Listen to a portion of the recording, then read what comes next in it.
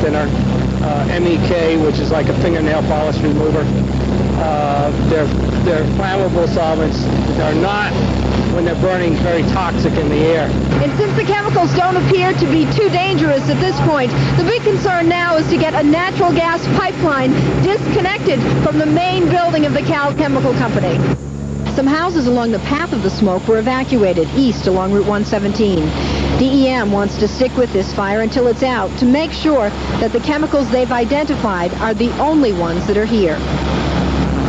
And Dave, most of those people who did leave their homes briefly have been allowed to go back into them now. And also that gas pipeline was disconnected along with some electricity into that area. So everything seems pretty good now. They're going to stick with it for a while to make sure that there aren't any additional chemicals they didn't find and those tanks don't go up, and they keep those cool.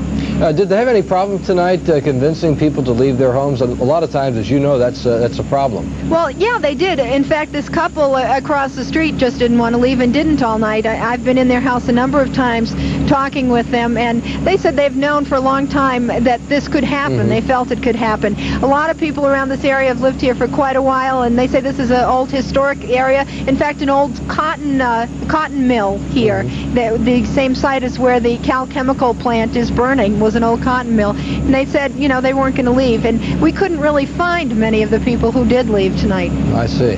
Okay, Ann, well, thank you very much for keeping us posted throughout the evening as well. Meanwhile, the cause of... Thanks very much for joining us. Investigators are at the scene of last night's fire at the Cal Chemical Company in Coventry. Newswatch 10's Mary McGuire reports that firefighters were there all night long, hosing down the scene, and now they're trying to figure out what caused the fire. Mary. That's exactly right, Kathy. No answers yet, however. The fire is out, as you can see, but firefighters, investigators, and the building's owner and family members are still here, trying to pick up the pieces of a family business that they've owned for almost 30 years.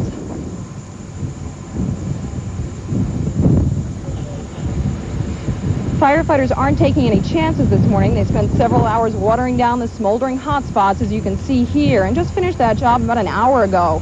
Fire Chief Stanley Merck says he now believes the fire started on the first floor, not in the boiler room, as some believed last night. Merck says he still doesn't know what the cause of the fire is, but he says he has no reason to suspect foul play at this point. A fire marshal is on the scene to investigate. Officials say the building is a total loss. Damage is estimated at $500,000 to $1 million. The company makes detergent for textile mills, and owner Charles Lamandola says some detergent was salvaged from the building. Nothing else, however, was saved. Lamandola says he's owned this company since 1959, and in all those years he hasn't had any trouble here. This is the first trouble he's had. Ironically, he was slated to move this company to Arnold Street in Coventry in early summer. He says now he wished he had moved it sooner. We will have a full report on this tonight at 6. Kathy and Frank? Mary, first of all, let's hope the winds weren't that bad last night when the firefighters were trying to contain that place. Now, how many workers were directly affected by this, and are they losing their jobs? Apparently only about 12 people had worked in the building. Apparently half those people were family members. They were the children of Mr. Lamandola. He says that he is determined not to put those people out of work. They will be working on cleanup, and they will be working on moving this company to the new site and getting it back together. So those plans to move are still underway. Okay, Mary, thank you very much. Reporting live from Coventry.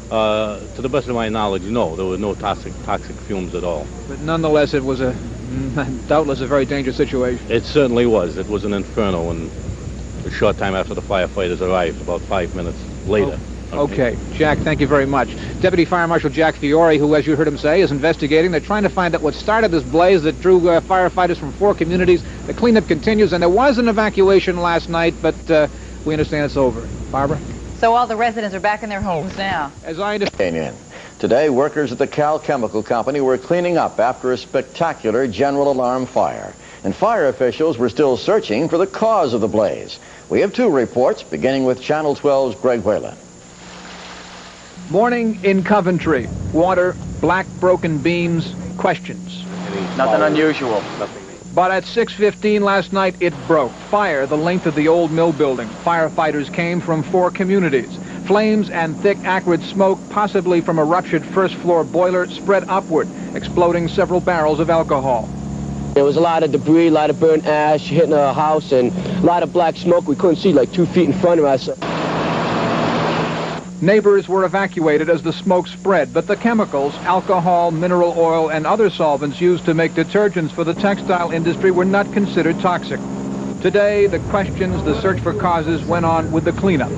Workers spent most of the afternoon carefully arranging the 50-gallon barrels of the remaining chemical on a forklift and moving it next door for safe storage.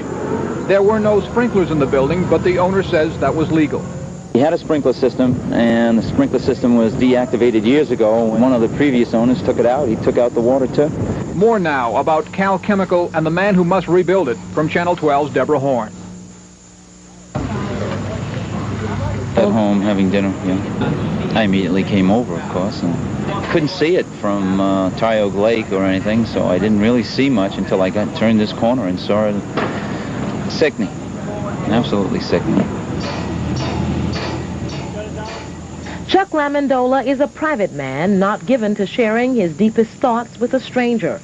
But seeing a business you built from scratch go up in a flash could silence even the most talkative of us and can leave a chemist turned businessman thoroughly baffled.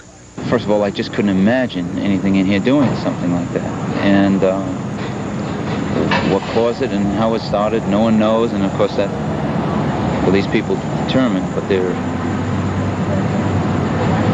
certainly a lot of damage in the building. In June, Chuck Lamondola was planning to move the company he started a few miles away to this building on Arnold Road. Now that move will have to take place a little sooner. But after nearly 3 decades in one location, this won't ever be quite the same. Really took the best, and I was really made sure that, that they kept everything clean, made sure everything was neat, and but things like this happen. In Coventry, Deborah Horn, Channel 12 News. Still ahead on... Into what caused last night's fire at the Cal Chemical Company in Coventry. Investigators were sifting through the rubble at the location today. It is believed the fire started between the first and second floors, but the cause is still not known. The plant employs a dozen people who apparently will keep their jobs. Other contingent plans of manufacturing in another facility that's been offered to us, and we might take that. But we certainly have a lot of options open to us. But in the meantime, we will be activating some of the equipment at the other plant. Most of the company's finished products have been kept at a separate facility, which Lamondola says will keep him in business for at least 2 months. One fire forced the evacuation of 40 homes and businesses last night. As Channel 6 reporter Dan Fabrizio tells us, for a while, firefighters didn't quite know for sure what they were dealing with, when they probably should have.